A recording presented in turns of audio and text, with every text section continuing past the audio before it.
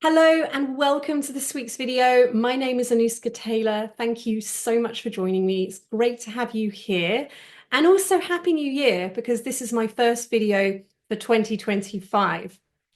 So today I want to talk about 5 signs that you might be over breathing. Now, in the world of voice, whether you're a public speaker, whether you're a singer, or you just use your voice in general, the idea of breathing and getting your breath right and controlling your breath and breathing from the diaphragm and supporting your voice, it's very much a big, important topic that people talk about all the time. Now, what I see and what I have seen over the years is because it's given so much importance, and it is important, don't get me wrong, but what happens is people tend to overbreathe. And today I want to talk about how overbreathing might be showing up and how it's actually really hindering your voice, because it will limit your voice if you are overbreathing. So stay tuned if that resonates with you. Before I get going, if you haven't yet subscribed to my channel, please don't forget to hit that subscribe button. Please also do like, comment, and share if you enjoy my videos. And finally, if you're interested in working with me, all the links are below. Whether you are interested in my signature private voice coaching program, Speak with Impact, through to I've got some online courses if you prefer to work at your own pace and do your own thing. So everything is below. So let's get into this. It's a really important topic. And I want to start with this idea because I think this is where it comes from. You have probably been told at some point, and I certainly have many times over the years, to take a big deep breath before I start singing or speaking. It's really, really common advice, well-meaning advice, but ultimately not very helpful. So particularly when people are maybe doing a public speaking course or public speaking training, you might be told, take a big deep breath to project your voice to the back of the room. Or maybe as a singer, in my case, it was like, take a big deep breath before you start singing. Now, you might be told that in terms of projection to get your voice out. You might also have been given that advice to help you calm your nerves and feel more relaxed. But what tends to happen when we take a big deep breath is we overbreathe. And this is where the issue lies. The advice is well-meaning because deep breathing does actually help calm our nervous system. So it will help you feel more relaxed. It stimulates the vagus nerve. It does help us to feel less anxious. Also, in terms of projecting the voice, we know we need more air to get a bigger sound. Now, I am overly simplifying this process because it's not, unfortunately, as straightforward as just more air equals a louder voice. But fundamentally, you could think about it like that. It's really the air pressure, but there's a lot more to it than that. But I think this is where this well-meaning advice comes from. Just take a big deep breath and project your voice. Take a big deep breath and you'll feel more relaxed. So it comes from a very helpful, well-meaning place. But unfortunately, what tends to happen is people overbreathe, which creates more problems, because your voice will not function well if you overbreathe. And actually, and I've talked about this on other videos before, we don't even need as much air as you think to power your voice. It's less about the amount of air and more about the efficiency of the air and the control of the air. You can breathe to your heart's content, which is what I'm going to talk about in a minute. You can overbreathe and you actually create more problems. So it's more about the efficiency and control of the air that you need for a particular task. And it really isn't as much as you think.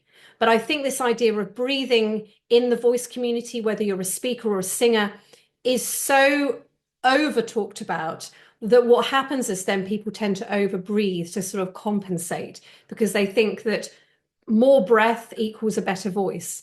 It doesn't. It's really about the efficiency of that breath. And by efficiency, I mean you want to be able to adjust the breath to the task at hand. So maybe you're uttering a short sentence, or maybe you're speaking a longer sentence. So you want to be able to adjust your breath to what you're doing. Now, the complicated factor with speaking, like me right now, is I don't know what I'm about to say until it comes out of my mouth.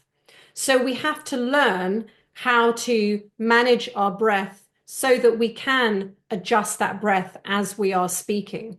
And that's what the mind-blowing thing about speech in particular. I'm not talking about if you're reading off a script, but for most of us in our day-to-day life, and if we're doing like what I'm doing here, I'm just talking off the cuff. I don't know what's going to come out of my mouth until it comes out. So I have to be able to adjust my breath flow mid flow of my words. And that's really where the skill comes in. So a key term that you really need to understand before I go any further is subglottal pressure.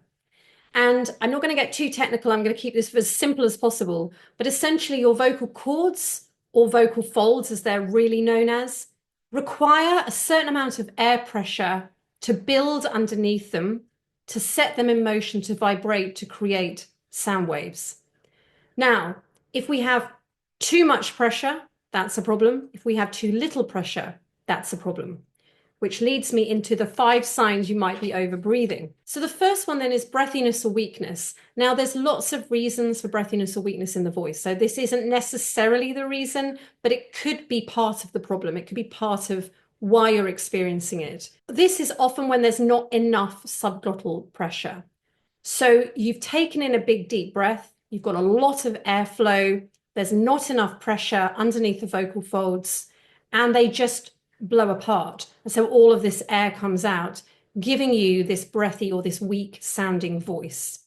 So in order to have optimal vocal function, we want the vocal folds to be fully but gently vibrating. So in this instance, they're just coming apart, all the air's coming out. So there's so much air, the vocal folds are just coming apart. There's not enough pressure underneath them. The second one then is the opposite to that. There's too much subglottal pressure. So there's a lot of tension, there's a lot of squeeze through the vocal folds. And what they're trying to do is withstand all this air pressure. And their way of trying to withstand it is to sort of squeeze more tightly. And that's when you get this squeezed, strained, or tense sounding voice. Number 3 is a loss of control. So you don't feel like you've got any control over your voice. You find it very, very difficult to regulate your airflow.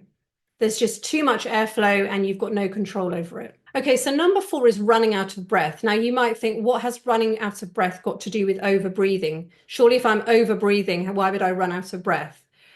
However, this is often a result of people that breathe very shallow.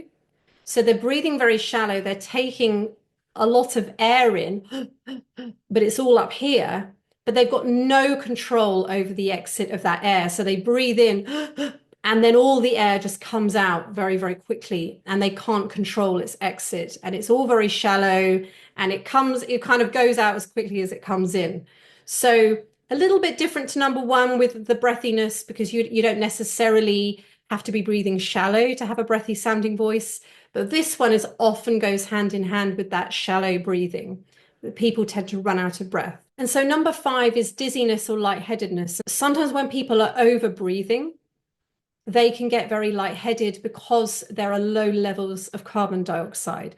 So again, just notice that. I've certainly worked with clients before that have said to me that they do get kind of dizzy and feel a bit faint when they are breathing and speaking and trying to kind of connect their breath with their voice. So it is quite common. So just notice if that's you. And finally, I just want to say, if you are a mouth breather primarily, you are more likely to overbreathe, because it's easier to take in like a gasp of air than if you breathe through your nose.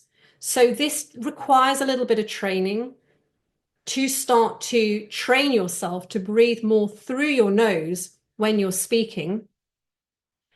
It's not only going to help you regulate your airflow, you're not going to overbreathe. It's going to be far more difficult to overbreathe. There's also lots of other incredible benefits to nasal breathing, but this being a really important one as a speaker, you're also not going to dry your throat out because you're not going and all this kind of dry air is coming into your throat.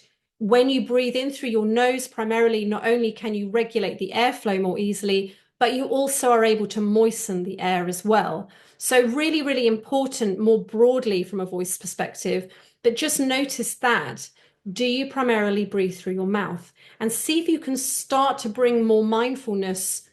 I know you're not going to be doing this all the time, but even if you can, throughout the day, just start to bring a little bit more awareness of breathing through your nose. And again, I'm not an expert on this.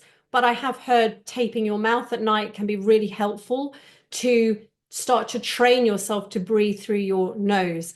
And I think there was a book by, I think it was Matthew Walker that I read a few years ago, who talked about this, and really, really, really powerful. So nasal breathing is really what you want to be trying to move towards as a voice user and when you are speaking primarily. Mouth breathing is important, of course, if we want to get air in quickly, we're exercising, if we're going for a run. But for speech, ideally, we want to be breathing through the nose. So does any of that resonate with you? Do you feel like maybe you are an overbreather? Do you take big, deep breaths? Let me leave you with something that you can try before we finish. If you feel like you are an overbreather, you can try something for me. So take a paragraph, and first of all, I want you to deliberately overbreathe. So take the biggest breath you can take. However you can get that breath in, obviously breathe through your mouth, do all the things I've just told you basically not to do. And then I want you to read it and just notice how difficult it is to really power your voice in an effortless way when you overbreathe. Then the same paragraph, I want you to first of all take the breath that you were going to take, and then I just want you to breathe out and allow the breath to almost drop into your body.